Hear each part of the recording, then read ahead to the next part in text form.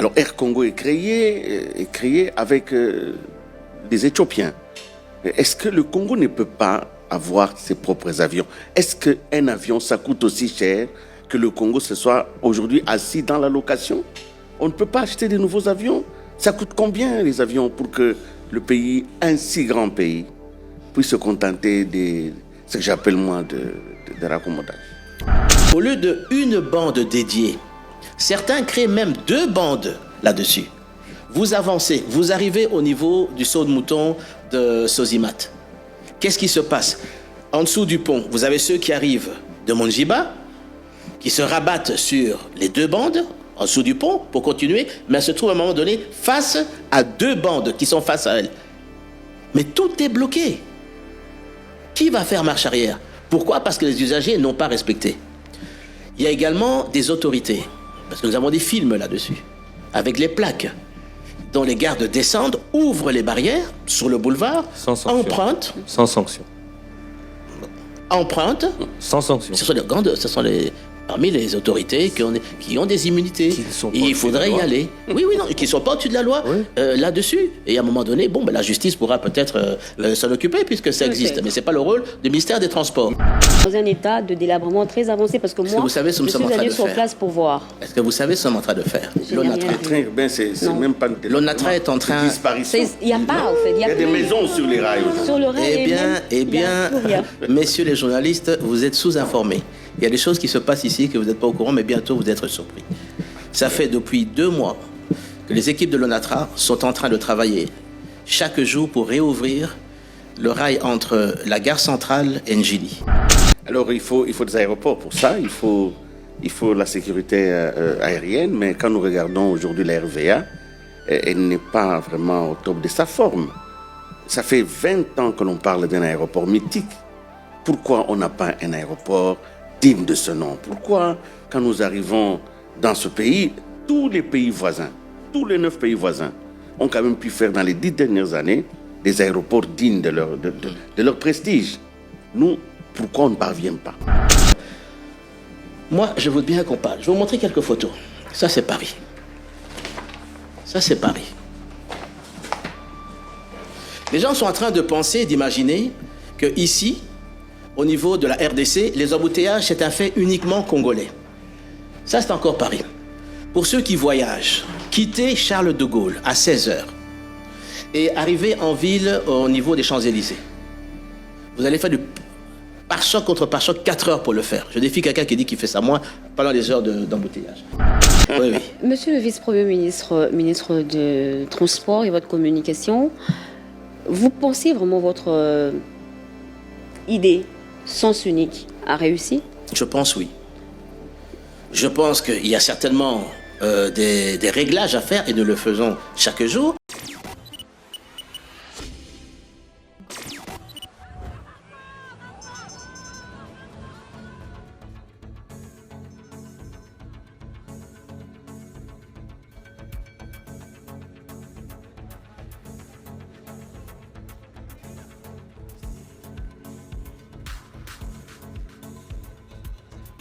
Le transport aérien est un transport qui est nécessaire dans un pays aussi grand que la RDC pour pouvoir relier l'ensemble des provinces et relier ce pays avec l'extérieur aussi. Mais lorsque nous prenons le ministère, nous n'avons pas d'avion, ni au niveau de Congo Airways. Et la première des mesures que le gouvernement prend, c'est de donner les moyens pour qu'on puisse relancer Congo Airways. Malheureusement, je dois dire là-dessus, oui, deux avions sont arrivés, mais malheureusement, les décisions du Conseil des ministres n'ont pas été totalement suivies par ceux qui devaient les exécuter, et on devait plutôt avoir 5 avions aujourd'hui. Mais cela dit, certainement qu'au niveau du gouvernement, il va y avoir une nouvelle demande pour pouvoir exécuter ce qui avait été décidé. Willy Kalengai. Merci, Monsieur le Vice-Premier ministre, d'être là avec nous, parce que nous sommes sur ce secteur de l'aviation. Alors, Air Congo est créé avec des Éthiopiens. Est-ce que le Congo ne peut pas avoir ses propres avions? Est-ce qu'un avion, ça coûte aussi cher que le Congo se soit aujourd'hui assis dans la location? On ne peut pas acheter de nouveaux avions. Ça coûte combien les avions pour que le pays, un si grand pays, puisse se contenter de ce que j'appelle moi de raccommodage? Alors, c'est parfois une phobie que les personnes se font. Il faut acheter des avions. Vous savez, dans le monde d'aujourd'hui, beaucoup de compagnies aériennes, et même des grandes compagnies aériennes, ne sont pas propriétaires des avions. Ils font ce qu'on appelle du lease purchase. C'est-à-dire c'est une location-vente. Vous louez, mais au terme d'un certain nombre d'années, vous devenez le propriétaire de l'avion. Aujourd'hui, dans le monde de l'aviation, dans les grandes compagnies, ce sont des compagnies d'assurance, ce sont des fonds d'investissement, ce sont des fonds de pension qui génèrent et qui ont beaucoup d'argent, qui investissent dans l'immobilier, qui investissent également dans des avions qu'ils font relouer par la suite, parce qu'ils doivent rémunérer aussi ceux qui prennent les participations dans leurs différents fonds.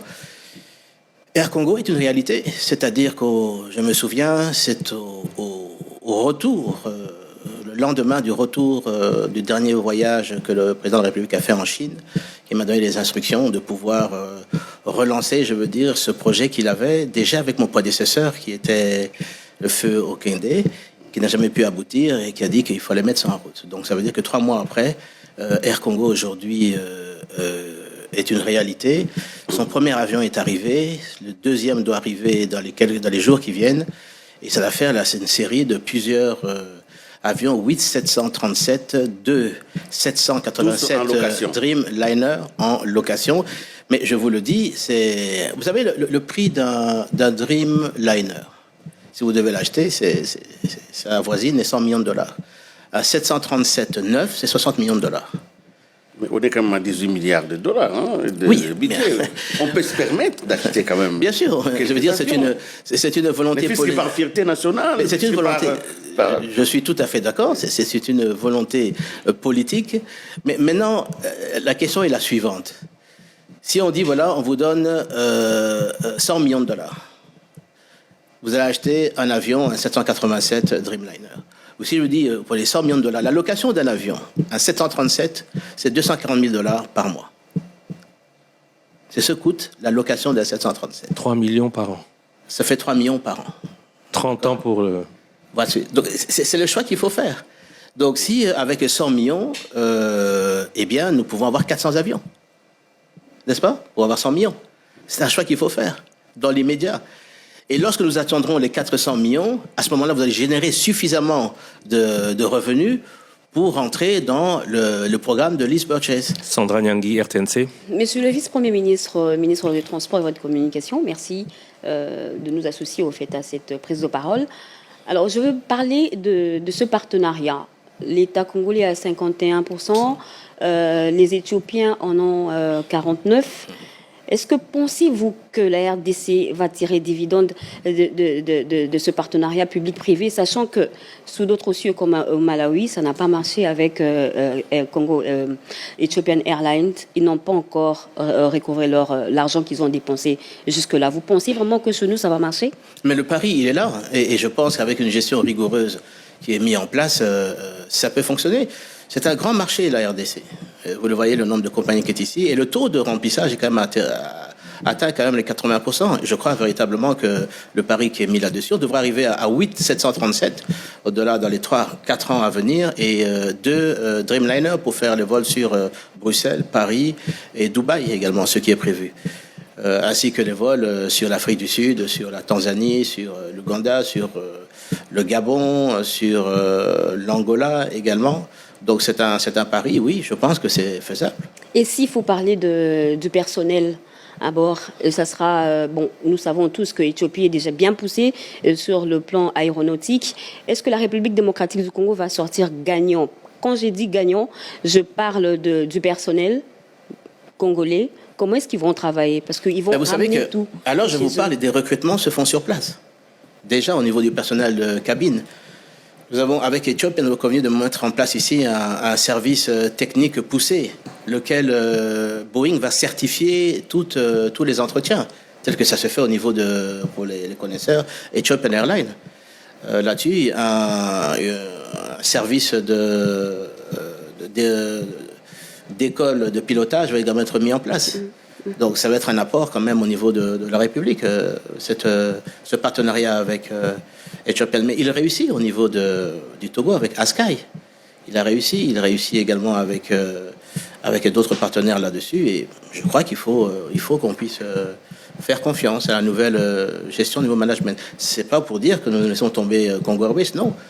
Congo Airways a également son objectif de pouvoir également voler et acquérir beaucoup plus d'appareils aussi pour pouvoir inonder également le ciel congolais. Quelle sera la différence entre les deux? C'est Air France et UTA? C'est pourquoi Congo Airways? Pourquoi Air Congo? Pourquoi ne pas avoir fait que Congo Airways, qui a déjà beaucoup de problèmes fonctionnels et structurels, soit reprise en main par l'expertise éthiopienne, comme c'est le cas avec Air Congo aujourd'hui? Eh bien, je pense qu'il y a de la place pour plus de 2 compagnies aériennes dans ce pays. Je crois qu'on a plus de 53 destinations qui peuvent être et qui doivent être desservies. Et je ne pense pas que ça aurait pris beaucoup de temps d'une seule compagnie de le développer, de mettre toute l'infrastructure, même si vous avez le financement, mais de mettre toute l'infrastructure en place, que ce soit technique, que l'infrastructure au niveau du personnel navigant, du personnel de cabine, l'ouverture des escales également, tout le service qui permettrait de pouvoir assurer plus de 53 escales pour une seule compagnie, c'est beaucoup. Mais quand on voit les premières destinations d'Air Congo, ce sont les mêmes que Congo Airways? Parce qu'il y a une forte demande. Il y a des compagnies aujourd'hui qui font 2 fois les rotations sur les mêmes destinations. Congo Airways, Air Congo. Et qui laissent des passagers surtout. Congo Airways, c'est QC. Air Congo, c'est ET. Pourquoi? L'immatriculation éthiopienne. Non, ça va être, Est-ce que ce n'est pas Air Congo la prolongation d'Ethiopian Airlines? J'étais d'ailleurs très surpris de voir ou d'apprendre que Air Congo va faire aussi l'international en concurrence avec Ethiopian. Eh bien, c'est pas le concurrent, plus une compagnie congolaise, lequel nous sommes majoritaires là-dessus. Nous avons un business plan qui a été approuvé, y compris par le gouvernement, et qui fait en sorte qu'elle doit se défendre, indépendamment, je veux dire, de Ethiopian. Donc, ce que je dis, c'est que au niveau de Air Congo, c'est un bébé qui est amené à grandir, à devenir une très grande compagnie aérienne, au même titre, je veux dire, que Congo Airways. Plus que Congo Airways, quand même. Et pourquoi plus que Parce qu'il y a plus plus d'avions. Ethiopian a plus d'avions. Mais aujourd'hui, ce sont les avions qui sont immatriculés en RDC. L'avion qui est arrivé, oui, Air Congo est arrivé. Oui, directement. Pas ET, hein? Ah non. Il est arrivé ET, mais à la minute qu'il est arrivé, dans l'heure l'immatriculation a changé. Alors, il faut des aéroports pour ça, il faut la sécurité aérienne, mais quand nous regardons aujourd'hui la RVA, elle n'est pas vraiment au top de sa forme. Ça fait 20 ans que l'on parle d'un aéroport mythique. Pourquoi on n'a pas un aéroport digne de ce nom? Pourquoi, quand nous arrivons dans ce pays, tous les pays voisins, tous les 9 pays voisins, ont quand même pu faire dans les 10 dernières années des aéroports dignes de leur prestige? Nous, pourquoi on ne parvient pas? Je me rappelle, en 2005, en 2006, on a parlé de cet aéroport. Quel est le dossier pour la construction de l'aéroport d'Ndjili? Alors, vous parlez d'Ndjili, moi je vais vous parler qu'on vient d'inaugurer, que le chef d'État vient d'inaugurer l'aéroport de Kisangani Bamboka. Et je peux vous dire, c'est un des plus beaux aéroports, je pense, aujourd'hui, ici de la République. Mais avec la piste qui a été refaite, le tarmac qui a été refait et l'aérogare qui a été faite. Alors que je vous parle, Kananga commence également les travaux sur un nouvel aérogare. La piste également va être refaite et le tarmac est refait. Mbujimai également est en train d'être refait. 300 mètres a été augmenté sur la piste de Mbujimai. Le travaux de l'aérogare également est en train d'être à démarrer. Au niveau de Lubumbashi, je peux vous dire que d'ici le premier trimestre, le président de la République va poser la pierre de nouvelles aérogares et qui va amener aussi à de nouvelles pistes également que nous sommes en train de réflexionner, alors nous parlons, mais également d'un nouveau tarmac là-dessus. Bukavu, Kavumu, les travaux avec une des sociétés qui a obtenu, avant que j'arrive d'ailleurs, là-dessus, a obtenu donc le contrat pour faire la réfection de Kavumu, l'aérogare de Kavumu. Alors là-dessus, maintenant, vous me parlez effectivement de Ndjili. Je peux vous dire que d'ici le premier trimestre de l'année qui vient, les travaux doivent démarrer sur Ndjili. Avec Milvest. Avec quel contrat? Non, avec une société qui n'est pas Milvest, mais lequel le nom vous sera révélé. Mais autour de l'aéroport d'Ndjili, il y a eu beaucoup de contrats. Non, mais je peux vous dire, c'est la volonté, mais vraiment... Des premières pierres posées. Le président de la République met un point d'honneur à ce que ça puisse démarrer. Et je peux vous dire que je suis vraiment derrière ce projet pour faire démarrer ce projet rapidement. Et j'ai déjà vu les maquettes de ce que sera le nouvel aéroport. Les maquettes, on les voit beaucoup, hein, monsieur. Ah, celui-là, je pense que vous n'avez pas pu le voir. Ce sera la troisième. Hein. Ce sera la troisième maquette. C'est possible, mais celui-là, vous n'avez pas pu encore le voir. Alors, avant de passer au transport ferroviaire, deux questions aéronautiques. Pourquoi la RDC n'a pas de matériel pour le contrôle efficace de son espace aérien? Récemment, on a eu le problème avec le Rwanda qui avait brouillé, qui était plus fort que nous. Aujourd'hui, la situation, c'est quoi et la perspective, c'est quoi? La perspective, maintenant, c'est qu'un appel d'offres va être lancé pour acquérir des radars pour couvrir l'ensemble du pays. Là-dessus, il y a 3 grandes sociétés qui se partagent, enfin, qui demandent à pouvoir concourir. Ce sont les grandes compagnies internationales. Ça, c'est une de priorités. Deuxièmement, avec une compagnie sud-africaine, il y a du matériel, notamment volant, qui va arriver pour pouvoir calibrer tous les équipements de navigation, les VOA, les ILS, pour pouvoir s'assurer qu'ils soient bien calibrés. C'est important pour répondre à la sécurité aérienne également et faire en sorte que le degré de sécurité se fait. Des sociétés sont en train aujourd'hui de parcourir les principaux aéroports internationaux pour pouvoir améliorer les aspects sécuritaires au niveau de nos aéroports. Donc ça également, c'est pris en charge. Donc tout ça est en train de se mettre en route. Du matériel est commandé pour le balisage également. Dans les mois qui viennent, plusieurs aéroports vont être balisés. C'est-à-dire les avions vont pouvoir atterrir également de nuit. C'est intéressant pour ne pas bloquer le trafic, que ce soit le fret, que ce soit également le passager. Mais dans le trafic illégal des minerais, il existe plusieurs pistes aujourd'hui que la RVA ne contrôle plus. Les avions viennent de l'étranger, atterrissent sur des pistes, prennent des minerais et repartent. Est-ce que nous avons la capacité de contrôler cela? Est-ce que la RVA ou le pays a des moyens de surveillance aérienne à ces niveaux-là? Ce pays est vaste. J'en parle avec mon collègue de l'Intérieur, le vice-premier ministre, parce que c'est à travers, je veux dire, ces services qu'on peut arriver à détecter quelles sont les pistes qui sont clandestines, qui sont ouvertes. Là-dessus, il y en a une dernièrement qui a été découverte, comme vous le savez. Et sur cette question-là, nous devons être très vigilants, effectivement. Et c'est vrai, il y a des avions qui sont clandestins et qui atterrissent, des petits avions généralement, qui atterrissent sur des pistes. Mais lorsque nous sommes informés, nous bloquons ces pistes. Ça, c'est pour le transport aérien. Alors, transport ferroviaire, oui. Direction Matadi. Oui. Mwenedi tout vers le Katanga. Oui. On parle aussi de l'Obito. Oui. Parce qu'on est incapable, nous, d'amener notre matière première de l'extraction à l'exportation. Je peux vous dire en tout cas que la liaison ferroviaire entre Kinshasa et Matadi est ouverte. Dans les conditions... Pour le transport de fret est ouvert. Aujourd'hui, régulièrement, l'ONATRA a repris depuis 2 mois, c'était déjà une des exigences là-dessus, que l'ONATRA puisse rouvrir et les travaux ont été faits. Ils ont fait des travaux considérables. Aujourd'hui, le train circule entre Kinshasa et Matadi. Et généralement, prend le fret des cimentiers et amène ça sur Kinshasa. Ça, c'est déjà une chose. Et ça fonctionne. Entre Lukala et également, oui. Nous sommes fonctionnels de manière quotidienne. Des travaux ont été faits, c'est réhabilité. Oui, c'est réhabilité. Bien sûr, on n'a pas construit des nouveaux rails. On a réhabilité le rail existant. Ce qu'il faudrait maintenant, aujourd'hui, et nous sommes en train de chercher des financements, les études de faisabilité sont faites, c'est pour pouvoir obtenir un nouveau rail entre Kinshasa, Matadi, Boma, Boma, Banana, lorsque le port en eau profonde sera opérationnel. Ça va permettre également de pouvoir décongestionner la nationale numéro 1. Vous dites que vous cherchez les moyens, ça c'est combien, cette enveloppe? Aujourd'hui, vous parlez de... Kinshasa, Mwanda. Kinshasa, Matadi, Boma, oui, Banana, oui, jusqu'à 1,5 milliard. parlez de trafic ferroviaire De dollars, urbain, américain. non, de train, $1 milliard américains. S'il faut parler 1,5 milliard.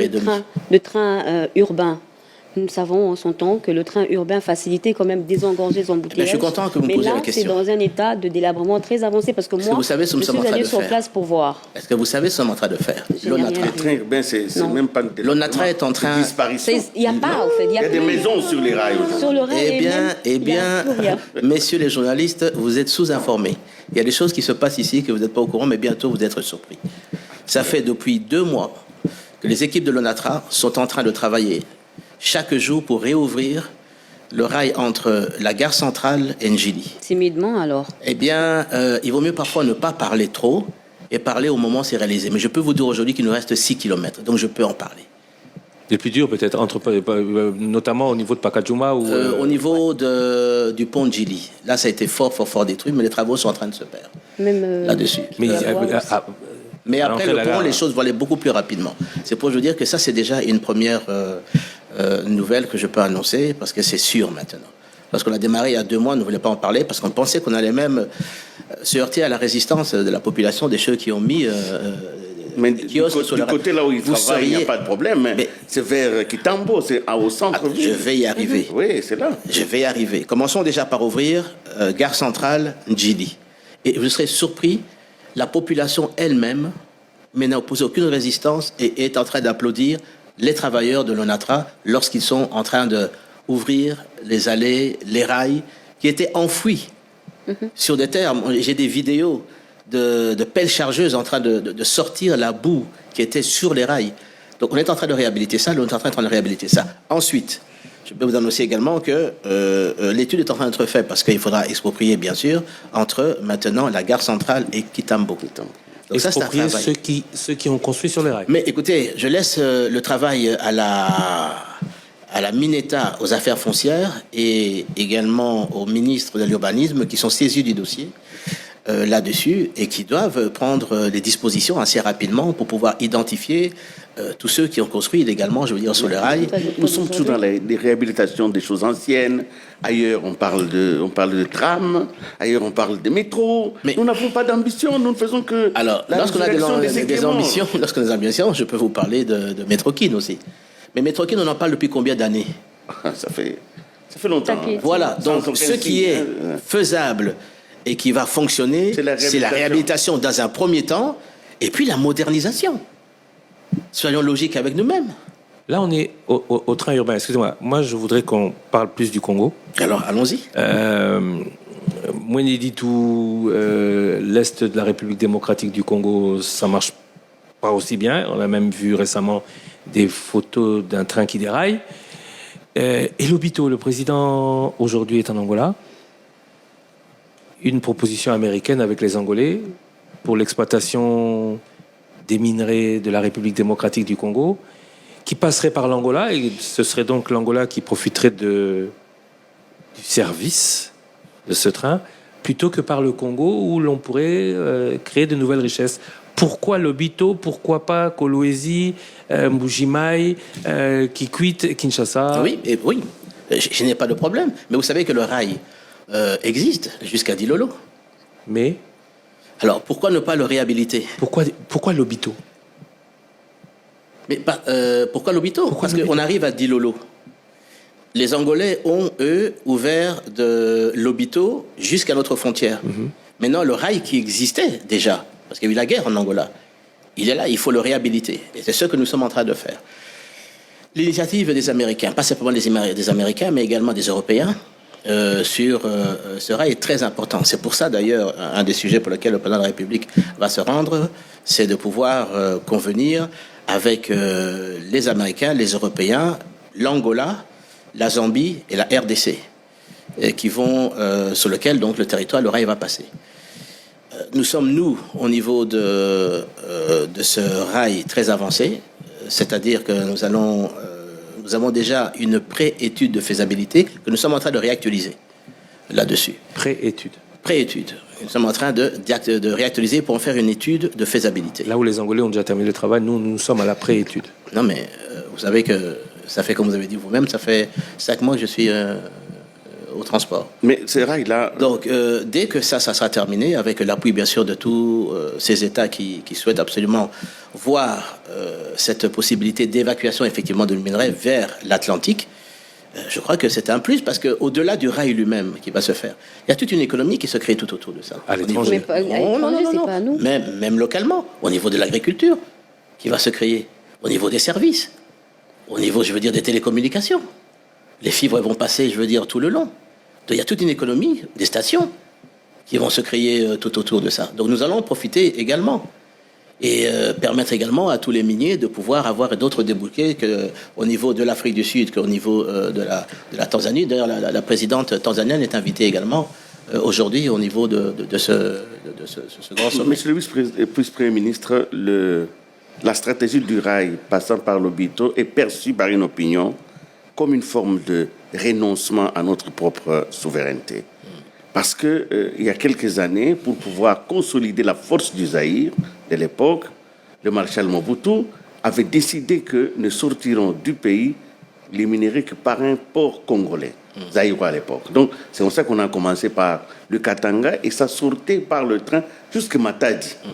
Alors aujourd'hui, en acceptant que l'Obito soit privilégié par rapport à Matadi, on renonce à notre souveraineté, on se laisse, on a pratiquement renoncé à notre propre puissance. Non, mais absolument pas. Des études de faisabilité existent également là-dessus. Pourquoi ne pas avoir réhabilité Matadi? Vous savez le coût?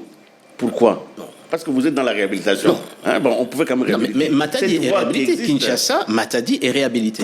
Pour les minéraux, parce qu'il s'agit ici des minéraux. Oui. Pour les minéraux, ça prenait la même route et ça allait jusqu'à Matadi. Non, je connais, je sais. Là, et même le temps que ça prenait était inférieur à celui de l'Obito. C'est on le calcule. En tout cas de l'époque. Pourquoi avoir choisi de faire plaisir aux Américains? Ils nous ont fait pression, ils nous font chanter. Non. Y a-t-il quelque chose que vous ne nous dites pas? Le rail existe. Vous voulez qu'on le laisse pourrir? Non. D'accord. Donc réhabilitons ce rail qui est là. Et celui-ci À aussi. mon frère, est-ce que vous savez que si nous devons mettre le rail maintenant entre Moulin-Ditu et Kinshasa, parce qu'il ne faut pas oublier, c'est pas simplement mettre des rails, c'est mettre également des ponts tout le long des rivières et des longs ponts. C'est ça le travail du Là-dessus, gouvernement. mais C'est ça même le développement. Je suis tout à fait d'accord avec vous. Mais le pragmatisme, est-ce que vous savez le coût de cette opération? Vous l'avez évalué? 4 milliards et demi, bien sûr on a évalué. On a même une étude de faisabilité, 4 milliards et demi de dollars. Pour réhabiliter la voie nationale. Pour créer cette voie là-dessus. Elle existe parce qu'on passait par rail, elle n'existe pas. Les rails arrivaient à un niveau, on prenait le bateau. Oui, après ça, vous prenez le bateau et ça prenait là-dessus. Mais vous me parlez maintenant, je veux dire, d'ambition. Alors, vous parlez des bateaux également, là-dessus, n'est-ce pas? Alors, ce que je dis, l'investissement aujourd'hui, entre Kolwezi et Dilolo, 436 km, si mes souvenirs sont bons, avoisine 650 millions de dollars à 700 millions de dollars, disons. Commençons par ces 700 millions de dollars. Permettons à ce qu'on évacue sur notre terrain, sur notre territoire. On va créer des emplois aussi là-dessus. Et ensuite... Mais ce ne serait vraiment pas comparable à l'autre versant. Parce que à partir des Kolwezi jusqu'à Dilolo et allant en Angola, c'est l'économie angolaise qui va en profiter. Et d'ailleurs, ce sont les compagnies minières multinationales qui sont installées dans l'interland katangais qui prennent et qui vont avec... Mais expliquez-moi. Alors, dans l'autre sens, ils vont, le trajet entre Dilolo et Lobito, je parle de mémoire, doit avoisiner... C'est plus de 1000 km. Non. Ça n'avoisine pas 1000 km. Ça avoisine 350 km. De Dilolo à Lobito. Et chez les 400, oui. Les 400, ça fait 700-800 km. Voilà. Alors, la différence n'est pas très grande. Mais vous pouvez dire également, les Anglais diront aussi, que nous en profitons. Au moins pour le Congo, tout le long de ce rail, tout le long de cette voie-là, des économies s'étaient créées, des villages vivaient. Je viens de vous le dire. Je viens de le dire. Moi, je me suis mal exprimé. Que ce rail-là va faire profiter tout le long de ce rail. Une nouvelle économie va naître. Que ce soit au niveau de l'agriculture, au niveau des PME, va également s'établir. Au niveau des télécommunications. C'est par la route, hein, mais selon Google, c'est 1612 km par la route. Par la route. Par la route. D'accord. Transport fluvial. Le fleuve est une autoroute naturelle. On a vu à Abidjan qu'ils ont résolu, on va arriver sur les embouteillages quinois, hein. À Abidjan, ils ont résolu beaucoup de leurs problèmes d'embouteillage par la lagune. Qu'est-ce qu'on attend, nous, pour utiliser plus le fleuve, pour tous nos transports pour tous nos besoins de transport, parce que apparemment par l'aérien, par le ferroviaire et par la route, il y a beaucoup de problèmes. Dilolo, Kolwezi, 436 km. Kolwezi de Moubachi, 329 km. Ok. Ah, ça c'est le côté, oui. Moi je parlais de Dilolo jusqu'à Lobito. De Dilolo jusqu'à Lobito. 1600. Oui. Les deux voies sont pratiquement la même chose, hein, mais à la différence que celle-là, elle est au Congo. Elle est au Congo. Voilà.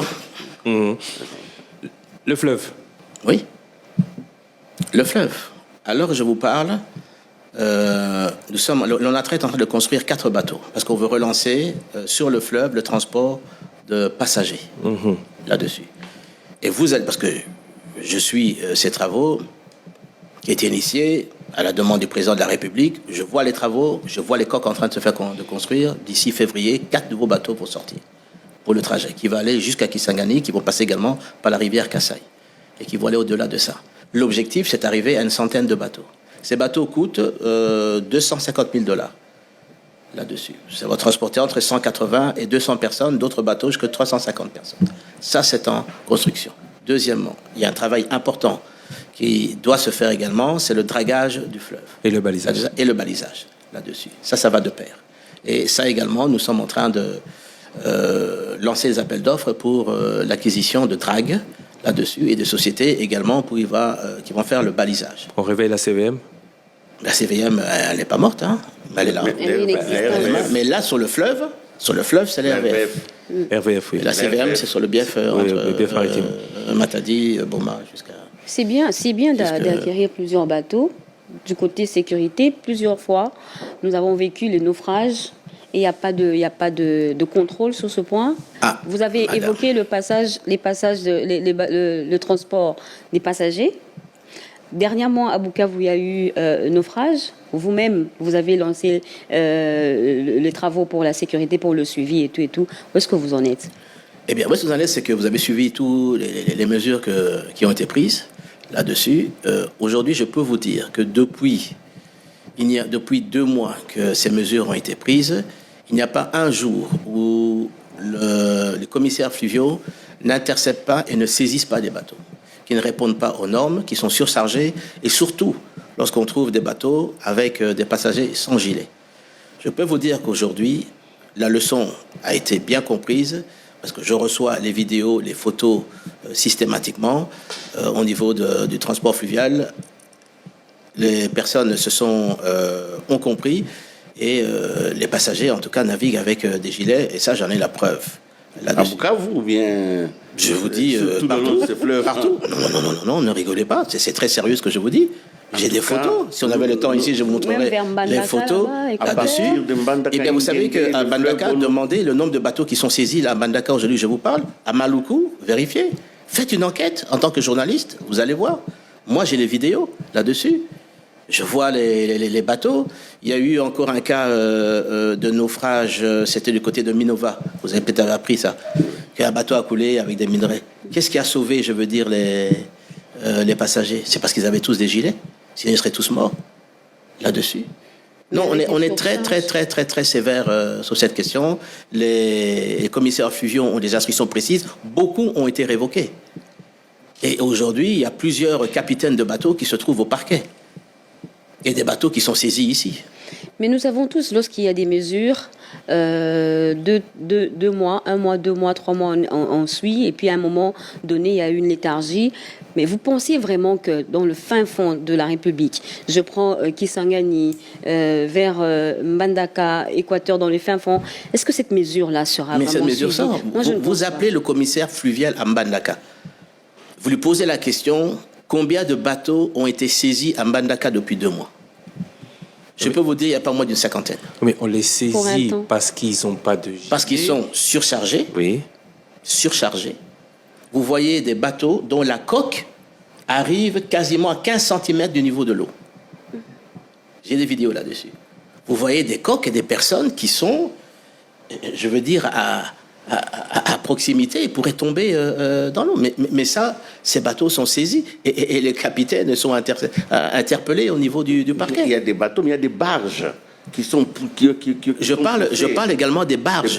Je parle surtout des barges là-dessus. Il y a énormément de personnes qui... Faites votre enquête, on va vous dire aujourd'hui qu'il n'y a pas de tolérance à ce niveau-là. Il n'y a pas de tolérance, certes, mais il y a aussi beaucoup de colère parce que les gens se disent du jour au lendemain imposer ce genre de décision, notamment pour les gilets. Non, je comprends que la sécurité soit un problème, mais imposer des gilets sans importer ces gilets, ça peut poser problème pour ceux qui ont toujours vécu de ça et qui ne vivent que de ça. Oui, mais il faut savoir ce qu'on veut. Pour moi, la vie humaine, même une personne, ça fait beaucoup. Alors, les personnes, effectivement, disent oui, mais on n'est pas prêt. Mais le jour qu'un bateau encore va sombrer et qu'il va y avoir des morts, on va reprocher à qui? Au ministre du Transport. Voilà. Donc, il n'y a pas il y a tolérance zéro. Ça doit être appliqué et pour tout le monde. Mais vraiment pour tout le monde. Mais le ministère des Transports s'organise pour qu'il y ait plus de gilets, pour qu'il y ait plus de mise à niveau de toutes ces barges, de tous ces bateaux. Ils doivent avoir des assurances, le contrôle de ces embarcations techniquement doivent avoir lieu, les surcharges également sont interdites et le port du gilet est vraiment primordial là-dessus. Parlons de la route, le permis de conduire. Enfin, alors c'est quoi? C'est le privé qui œuvre pour l'État. C'est un véritable permis de conduire. Et première question, je commence là. Pour avoir le permis, il faut passer l'examen. Oui. Vous l'avez passé, vous? Oui, je l'ai passé. Vous avez passé quel examen? Ça s'est passé comment? Parce qu'on voit le vice-premier ministre recevoir son permis, oui, mais on ne le voit pas prendre des cours. Mais attendez, Ou passer l'examen. Est-ce que vous savez quel âge j'ai commencé à conduire, j'avais 18 ans. Comme beaucoup d'automobilistes aujourd'hui. Oui, et pour vous dire, j'ai passé mon permis d'abord en Belgique. Oui, d'accord, Comme mais tout le monde, aujourd'hui, là, pour avoir le permis congolais, vous avez passé le permis? Alors, je vais vous expliquer. Là-dessus, j'ai passé le permis et il y avait, je crois, 15 caméras là, en face, lorsque je passais le permis. J'étais devant la tablette et je répondais aux 20 questions, à choix multiples. Ah. Et j'ai eu 18 sur 20. Parce que, d'ailleurs, il y a une caméra qui est venue et qui a... C'est limite, hein. Normalement, oui. Il faut 60%, il faut 12. Oui, là-dessus. Et une caméra est venue, elle peut témoigner. Il y a les images là-dessus. Ensuite, des images aussi où j'ai fait le test pratique. Là-dessus. Avec un examinateur, et vous savez que dans tous ces véhicules, il y a une caméra qui est mise pour justement qu'on évite qu'il puisse y avoir de la complaisance. Okay. Donc, il y a des images qui existent où j'ai passé, je veux dire, le permis et également le test pratique. Ça va tenir, ça. Vous regardez le nombre de demandes. Mais vous savez, j'ai comme l'impression que le nombre de demandes. Surtout le nombre de voitures, le nombre d'examinateurs.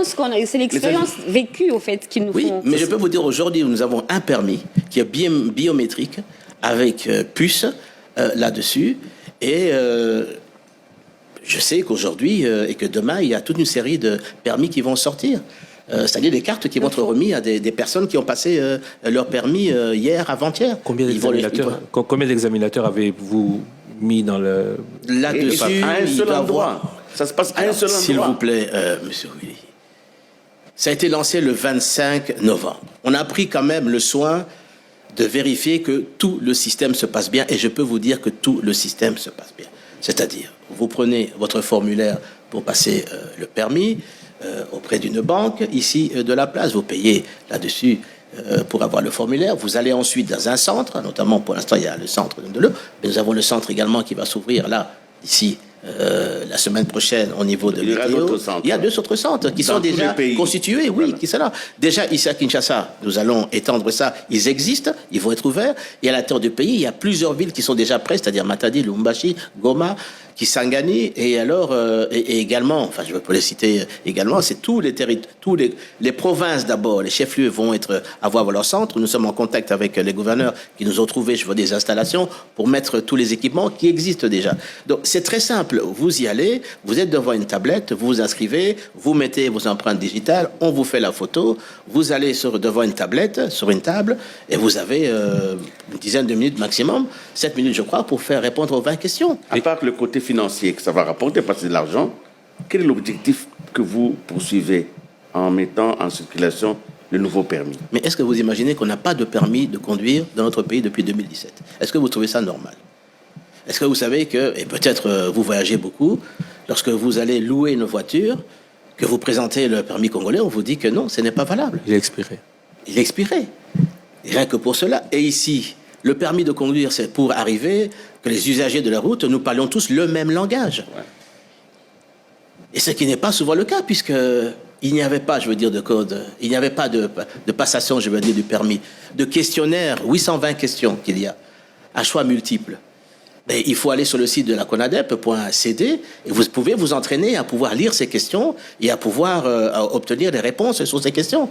C'est une manière de commencer à former, je veux dire, les usagers de la route Oui. à être conscients que sur une route, c'est pas la jungle où vous pouvez circuler comme vous voulez. Non, il y a des règles.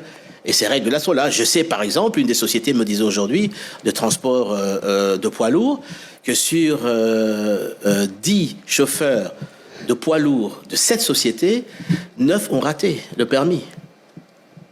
Je leur dis, vous avez entre 6 et 1 an pour pouvoir vous mettre en règle, parce qu'à un moment donné, on va, au niveau du gouvernement, décider de l'obligation. De l'obligation C'est grave, hein, du port de permis. 90%. Alors, moi, ma question. Dans une c'est- société, hein. Oui, Vous parlez non, de on est celle-là, d'accord, oui. on est d'accord. Mais on sait comment ça a marché. Parce que lors du précédent permis, Oui. en 2000, je crois que c'est 2012, 2010, j'ai passé le permis aussi. D'accord. J'ai passé l'épreuve théorique et j'ai passé l'épreuve. J'avais le permis, vous savez. J'ai passé le théorique et j'ai passé la pratique. Mais c'était la théorique sur leur ordinateur, je ne sais pas s'il y en a combien. Et la pratique, c'est sur mon véhicule. Est-ce qu'il y aura assez pour... Dans combien de temps ce sera obligatoire? non. Dans combien de temps il y aura le contrôle? Il faudra dans 10 ans, dans 20 ans, le temps que tout le monde... Le temps de prendre tout le monde. Avant l'année, ça va se multiplier très rapidement. Je pense que le test depuis le 25 novembre est bon là-dessus. Et toutes les questions qu'on a pu tester techniquement est bon. Et je vous dirais que comment ça se passe? Vous passez votre permis théorique. Vous le réussissez. La machine directement à la base de données enregistre qu'effectivement Monsieur X a réussi son théorique. Ensuite, vous passez le pratique, pas avec votre véhicule, avec le véhicule de la CONADEP, avec la société privée Autojuste. Non, pas votre véhicule. Votre véhicule, vous le laissez à l'extérieur. Et tous ces véhicules sont équipés de caméras pour justement vérifier en direct, au niveau des salles, que ce test passe normalement. Et vous avez un examinateur qui a une tablette aussi, qui vous fait faire une dizaine d'exercices et qui note avec sa tablette réussi, échoué, réussi, échoué, réussi, échoué. Dès que vous arrivez à la fin, le résultat directement va au niveau de la base de données. Et si les deux, et le théorique et le pratique, vous obtenez, vous réussissez, la machine directement enclenche l'impression du permis. Combien d'inspecteurs Moi, au total? Moi, je pense plutôt... Au niveau de Centre Nondolo, il doit avoir une dizaine à l'heure actuelle, parce que j'ai vu le nombre de véhicules, de Jeep qu'il y a là-bas, il y a une dizaine, peut-être même une quinzaine, je crois. Moi, je vais rester sur le document, en fait. Nous savons tous que le permis de conduire est un document de souveraineté qui doit être suivi par des structures de l'État. Par exemple, imprimé par l'Hôtel de Monnaie ou le Sénapi, le gouvernement a déjà injecté beaucoup de fonds. Pourquoi donner ça à un privé? Parce que notre souveraineté est mise à mal, je peux le dire ainsi. Est-ce que nous allons suivre? Parce que nous sommes déjà un pays qui peut être facilement infiltré. Vous avez pris des précautions dans ce sens? Alors, je vais vous dire une chose, c'est que au niveau de la CONADEP et au niveau de chaque centre, le ministère de l'Intérieur a ses agents. L'ONIP a ses agents. Le ministère de la Justice a ses agents. Bien sûr, le ministère de Transport aussi a ses agents. Il faut savoir, il faut qu'on dise au public que le permis de conduire ne fait pas office de carte d'identité. Ça, c'est clair, il y a un arrêté a été signé à ce sujet. Donc, c'est uniquement le permis de conduire. Ça n'a rien à voir, vous ne pouvez pas vous Tout le monde présenter... peut en avoir, congolais ou étranger, tout le monde peut en avoir. Oui, mais vous vous inscrivez et vous dites votre nationalité, là-dessus, il y a la date de naissance, votre nom, là-dessus, votre adresse, etc. Il n'y a pas de problème. Mais ça ne fait pas faire office de carte d'identité. Vous ne pouvez pas aller dans une banque et dire, voilà, je vais ouvrir un compte avec ça. Ce n'est pas une carte d'identité, c'est simplement un document qui dit que oui, vous pouvez conduire sur la chaussée, ici, sur les chaussées, ici, au niveau de la RDC. Et certainement, au niveau de l'étranger aussi, ce permis va être reconnu et vous pourrez également le présenter. Et il est sécurisé. Très sécurisé. Extrêmement sécurisé. Imprimé par? Elle est imprimée par une imprimante, une imprimerie dont je ne vous donnerai pas le nom, Au Congo. là-dessus, à l'étranger. Et Vous avez pris les précautions pour que le sport national, la corruption ne puisse pas. Eh bien, mais bien sûr, on a pris beaucoup de temps là-dessus parce que il n'y a pas moyen de sortir le permis si vous ne passez pas devant une tablette pour répondre à des questions. Alors les gens disent que voilà, il faut leur laisser un peu de temps. Là, ils sont au début, bon, ils vont se fatiguer. Et nous Et puis on va reprendrons le prendre, contrôle. ouais. Nous reprendrons le contrôle. Qui, nous, qui? Mais eux, Ceux- qui ont toujours vendu les permis. Mais Et qui eux, ont c'est toujours qui? fait- Les faux. C'est les faux permis qui sont vendus dans Je vais vous dire, hein, il y a 22 signes de sécurité dans ce permis. 22. 22. C'est pas un permis qui est imprimé sur le papier, il est imprimé au laser. Donc, Donc il n'y aura pas moyen de falsifiés. ou d'obtenir. Attention, la falsification c'est une chose. Il y a pire. C'est l'obtention du permis des services sans avoir Passé. Passer Ni l'examen. gagner le test, ni, le permis, pour qu'il soit, vous ayez votre photo sur le permis, vous devez déposer, vos empreintes sur un équipement traditionnel que vous connaissez, et également devant une caméra, on vous fait une photo, avec l'iris aussi, Biométrique, donc. là-dessus. Et c'est ça qui est enregistré au niveau de la base de données. Ensuite, vous avez un formulaire. Vous inscrivez toutes les informations là-dessus. Et ce formulaire-là, il est scanné et il est relié à votre photo, à vos empreintes digitales. C'est ça. Alors, comment quelqu'un pourrait arriver à dire je vais sortir là-dedans? Il faut qu'il ait Il faut qu'il ait une complicité C'est interne faisable. ou un membre du ministère, mais qu'il a réussi le théorique et le pratique. On le voit déjà. Non. Alors, ça veut dire quoi? Comment vous allez mettre sa photo sur la carte Lui va si venir. lui-même n'est pas là? Bon, Oui. il devra peut-être se déplacer, mais si La machine, elle imprime lorsqu'elle reçoit l'input du test théorique qui est sur une tablette. députés, sénateurs, ministres, tout le monde passe Mais- à ce test-là. Mais ils vont passer par le test. Personne Sans ne va dire, immunité. bon, Et nous y compris avons les des ministres, immunités, nous y avons- compris les ça ministres nous- vont passer là-dessus. Et prochainement, la première ministre a demandé qu'elle puisse faire un saut au niveau du centre avec les ministres. Prochainement. prochainement. Le problème de faux documents, en fait, c'est une réalité. C'est pourquoi je pense que Willy insiste C'est pour ça qu'on dessus. a pris beaucoup de précautions. Alors, je me vois, je donne mon exemple. Par exemple, si j'ai un faux permis, je suis sur la route, des agents de sécurité, comment est-ce qu'ils peuvent savoir que j'ai le faux? Ils auront quel outil? Mais vous parlez de quel faux? C'est-à-dire le permis qui est sorti faux, maintenant? là. Oui. Le faux, Le permis là. qui est sorti maintenant? Non, non, non. Non, Là, c'est c'est l'ancien le vrai. permis. Là, c'est le vrai. Oui, le vrai. Non, non, oui. mais- Ce qui est sorti maintenant, c'est Oui. le vrai. J'insiste justement sur le cas de Willy. Mais parce alors, que il serait quand comment, dit- le faux? Quand il dit que le sport national, il parle de faux, parce que dans quelques années, il y aura le faux. Et Vous savez lorsque que nous serons sur la chaussée, La police comment va est-ce être que la dotée, police- Voilà. de boîtiers qui sont déjà là, et lequel va permettre de pouvoir introduire Avec la QR carte. code, ouais. Les informations, ils vont le lire et pourront directement le voir. Et il y a des tests que seule la police connaît, qu'elle pourra directement identifier avec un équipement qu'elle va avoir, très simple. Elle pourra toucher et directement voir si ce permis est vrai ou faux. Je vous dis, il y a 22 signes de sécurité dans ce permis. D'accord. Ce permis de conduire, c'est une solution pour lutter contre les embouteillages? On limite le nombre de personnes qui circulent en voiture ou vous avez d'autres solutions pour lutter contre les embouteillages? Alors, les embouteillages, c'est bien qu'on en parle parce que en ce moment, c'est un peu la psychose. Mais c'est comme si aujourd'hui, parce que le gouvernement, à travers le ministère des Transports, a eu des instructions pour pouvoir prendre des mesures, pour pouvoir trouver des solutions pour rendre le trafic beaucoup plus fluide, qu'on oublie d'où on vient là-dessus. Je vais vous dire que les embouteillages, la réussite des embouteillages repose sur, pour moi, 4 piliers. C'est pas simplement une affaire, je veux dire, du ministère des Transports. C'est d'abord, le travail de régulation qui se fait au niveau de la police, y compris la police de roulage, là-dessus. Permettre la fluidité dans les carrefours, permettre, je veux dire, le passage afin de diminuer, je veux dire, les embouteillages, premièrement. Deuxièmement, au niveau des embouteillages, ce sont les infrastructures. Aujourd'hui, je peux vous dire que autour du boulevard, il y a 19 avenues. 19 avenues qui sont impraticables. Et surtout lorsqu'il pleut, parce que vous ne voyez pas les trous lorsque vous êtes sur les flaques là-dessus, les gens ne préfèrent ne pas le prendre. Les chefs de l'État donnent des instructions encore la semaine passée là-dessus, directement au Minéta, aux infrastructures. Il y a 19 avenues qui ont été sélectionnées, qui ont vraiment des sérieux problèmes et qui font que les personnes, au lieu de prendre les artères là-dessus, à côté, Bokassa, Wangeta,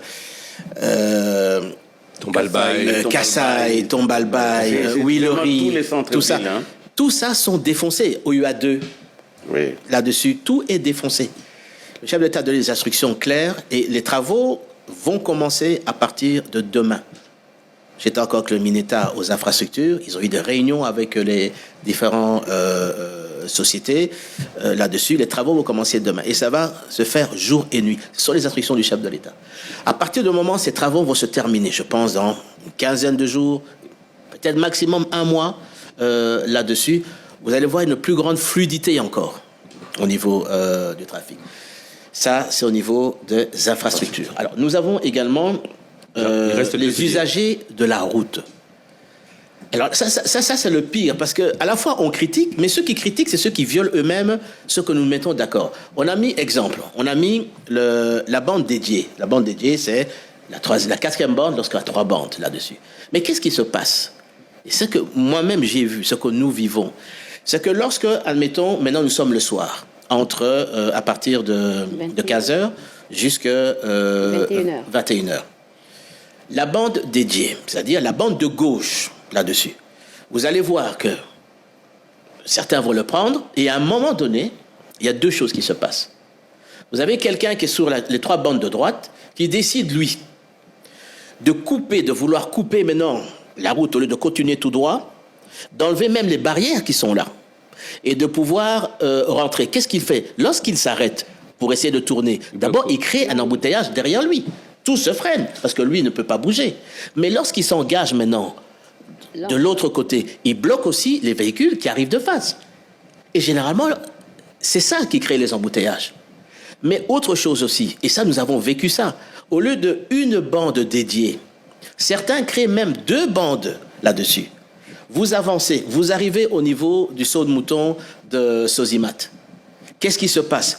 En dessous du pont, vous avez ceux qui arrivent de Monjiba, qui se rabattent sur les 2 bandes, en dessous du pont, pour continuer, mais elles se trouvent à un moment donné face à 2 bandes qui sont face à elles. Mais tout est bloqué. Qui va faire marche arrière? Pourquoi? Parce que les usagers n'ont pas respecté.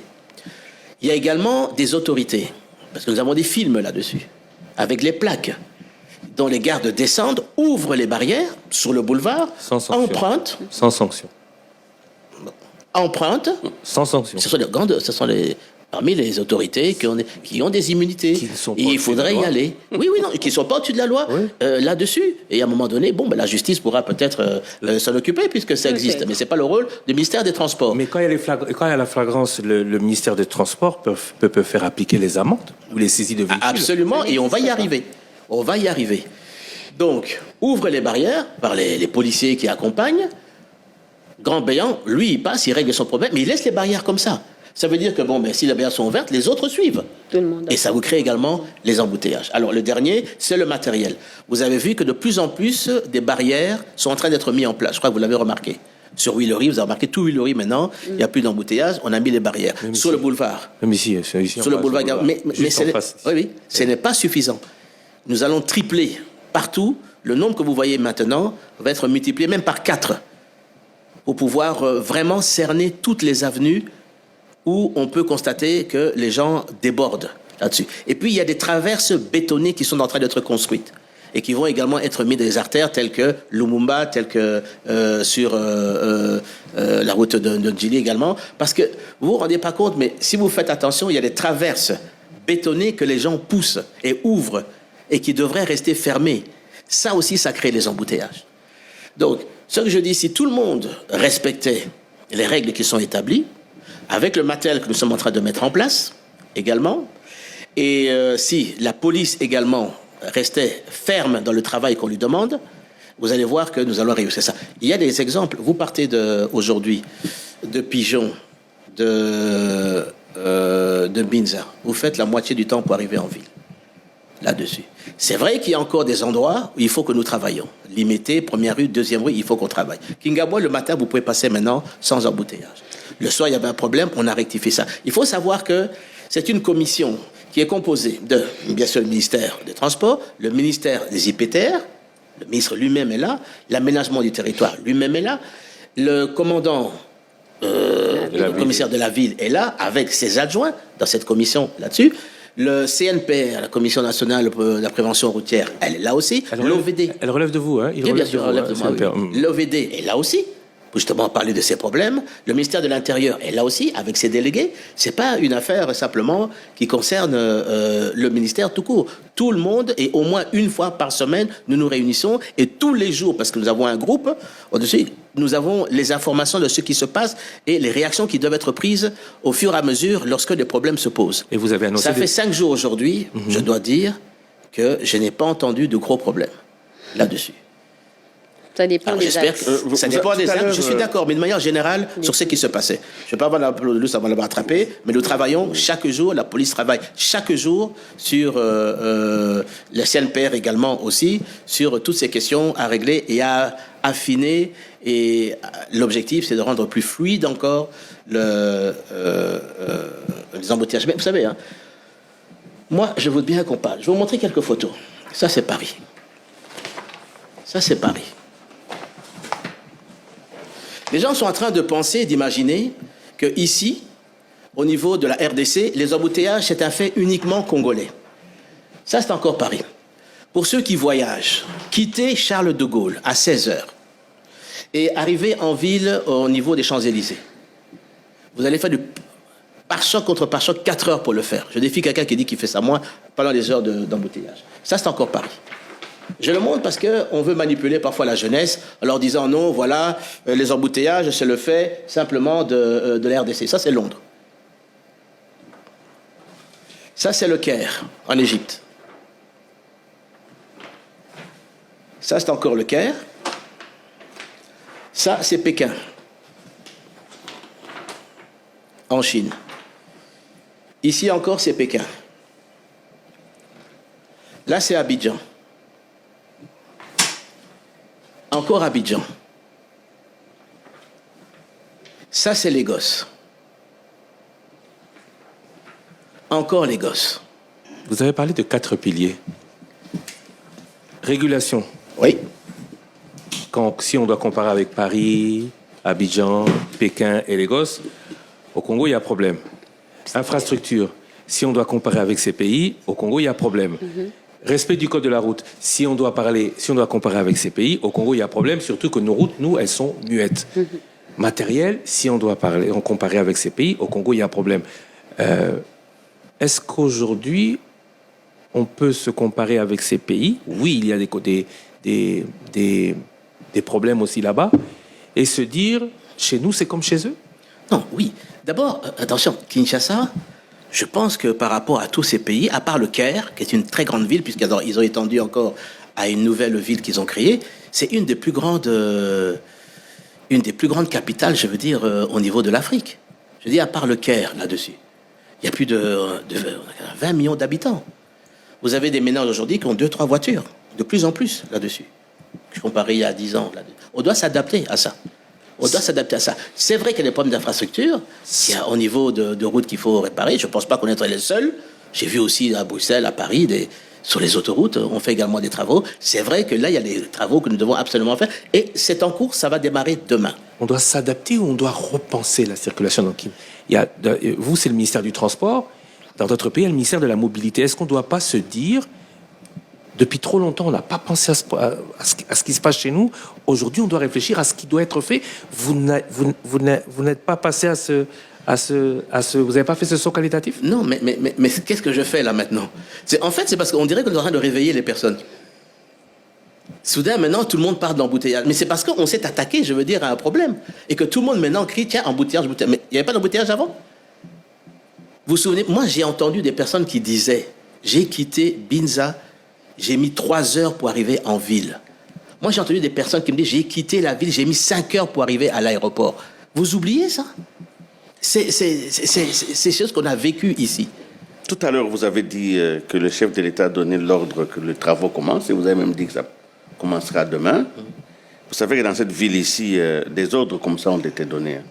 Nous avons connu l'opération Zéro Trou, Oui, c'est vrai. l'opération Tilé-Gelou, l'opération Coup de Poing, et toutes ces routes sont toujours défoncées, malgré que l'on dit que des millions ont été dépensés. Aujourd'hui, il ne suffit pas simplement de vouloir une chose, encore faut-il qu'elle puisse se faire. Alors, dans la réhabilitation des routes à Kinshasa, est-ce que vous serez associé? Vous donnez simplement les besoins. C'est le ministère des Infrastructures qui va faire cela. Oui. Alors, vous savez que ce ministère a eu beaucoup de problèmes avec les députés.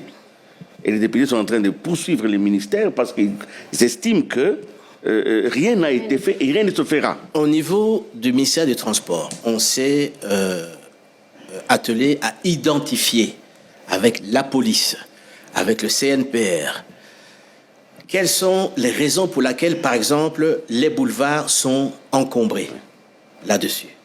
La conclusion a été que les artères secondaires ne sont pas empruntées.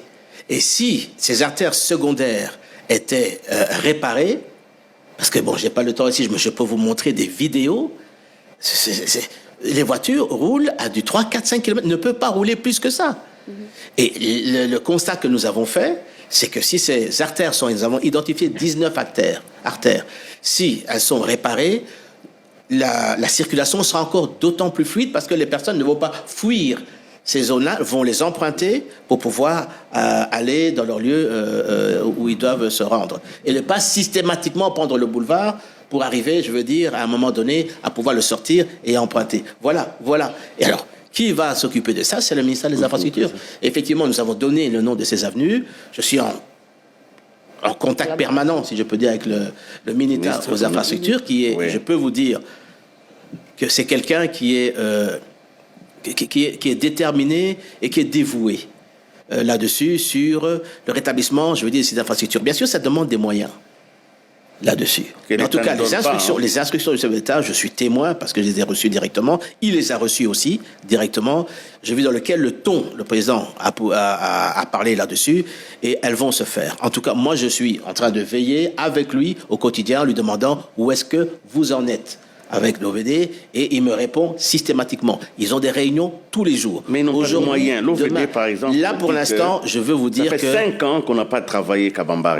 Oui. Ça, c'est l'OVD qui l'a dit. Ça aussi. Ça fait 5 ans qu'on n'a pas travaillé. C'est une des routes qui est absolument... qui est sur la route, voilà. Kabambare. 5 ans, c'est beaucoup. Également. Ils n'ont pas touché Selembao également. Ils n'ont pas touché Kasaï, ils n'ont pas touché... Mais regardez, tourisme. Tourisme a été réparé par le génie militaire. Tourisme, aujourd'hui, les gens ne se plaignent pas. Et ça aide énormément.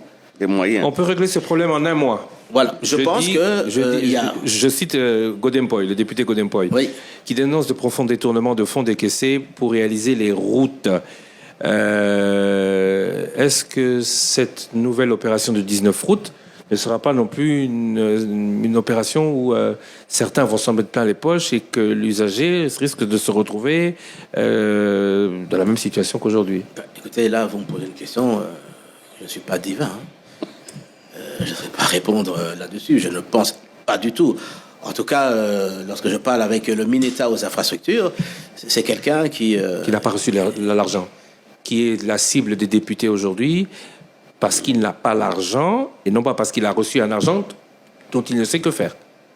En tout cas, c'est quelqu'un qui travaille pour les infrastructures. Oui, mais il n'a pas de moyens. Là-dessus. Il n'a pas de moyens. Il n'a pas de moyens de sa politique. Si ce n'est pas fait, c'est qu'il n'y a pas de moyens. Une décision prise sans moyens, c'est difficile. Non, mais je vous dis que cette fois-ci, les moyens vont sortir. On l'espère. Oui. Monsieur le vice-premier ministre, ministre de Transport et votre communication, vous pensez vraiment votre idée, sens unique, a réussi? Je pense oui. Je pense qu'il y a certainement... des réglages à faire et nous le faisons chaque jour. Je vous l'ai dit, je vais donner les 4 piliers là-dessus. Si tout le monde respecte ça, cette solution, elle va fonctionner. Oui, je vais en arriver là. Elle va fonctionner. On va prendre un axe. Oui. Nous quittons magasin. Non, nous quittons Kananga. Oui. UPEN, pour descendre vers le centre-ville. À quelle Le heure? matin, c'est fluide. Très bien. Par exemple, moi, je suis magasin. Je vais faire étudier mes enfants vers Kananga. Je suis obligée de prendre Jean 23. C'est infernal. Les mêmes heures. Donc, c'est bien pour les uns et malheureux pour les autres. Vous me parlez bien les mêmes heures. Les mêmes heures. OK. Parce que quand c'est 7 heures, vous quittez Kananga facilement pour la ville, il n'y a pas de problème. Mais pour faire le mouvement inverse, au contraire, c'est infernal. Est-ce que vous avez pensé à ça? Pendant la même heure. Oui, mais c'est justement ça. C'est là qu'intervient le problème des routes secondaires qui vous permettrait... Parce que ce que vous voulez faire, c'est nécessairement repartir par le boulevard. Non. Là-dessus. Par la route secondaire. Voilà, et c'est là que le problème que nous avons, c'est que les routes secondaires, lorsque vous passez par là, la vitesse est ralentie parce que vous devez vous arrêter pour ne pas détruire vos amortisseurs et vos voitures. Systématiquement, vous devez faire du 5 à 10 km à l'heure. Donnez l'occasion aux infrastructures de mettre ces routes-là en place. Laissez-nous continuer à mettre les traverses et les barrières pour pouvoir mieux réglementer les passages. Et surtout, demandons aux usagers de la route de respecter les normes qui ont été mises en place et de ne pas tricher. Que ce soit les autorités civiles, militaires, de ne pas tricher. Et les automobilistes eux-mêmes aussi de respecter. Vous allez voir que les choses vont être beaucoup plus fluides. Nous sommes le 5 décembre. Les travaux, je ne sais pas combien de temps ils vont prendre. Mais à quand, selon vous, une meilleure fluidité? Mais je pense que parce que, bon, les gens sont très impatients et voudraient rouler comme sur les autoroutes ici dans toute la ville. Mais on ne pourra pas dire aujourd'hui qu'il n'y aura plus jamais d'embouteillage. Oui, mais si je vous ai montré également... Non, j'ai bien compris, mais là-dessus. Vos 19 routes seront Mais madame réparées vient quand? juste de dire aujourd'hui que oui, quand on descend de Kananga, on mettait à cette heure-là 2 heures, parfois, oui, 2 heures pour descendre 2 heures et demie. Vous mettez la moitié du temps aujourd'hui. Oui, mais aujourd'hui, vous dites que vous avez trouvé la solution, beaucoup de routes secondaires. Toutes ces routes, ces travaux seront terminés à quelle échéance? Mais je le dis ici, ce que les constructeurs nous ont dit, ils vont s'y mettre jour et nuit. Donc je pense que dans les 2-3 semaines, les choses devraient... Semaines, oui, mais vous allez voir les différences. Lorsqu'ils travaillent jour et nuit, ils terminent un travail, ils terminent de réparer des trous, et ça va aller crescendo. Malheureusement, on n'a pas vraiment accès, excusez-moi, là, c'est une attaque personnelle, on n'a pas vraiment régulièrement accès à la parole de Jean-Pierre Bemba, à la parole officielle de Jean-Pierre Bemba. C'est intéressant de vous revoir dans les 2-3 semaines. Oui, ben, pas de problème. Pas de problème. Ici se clôture, je crois qu'on a tout dit sur le transport. Autre chose à ajouter peut-être?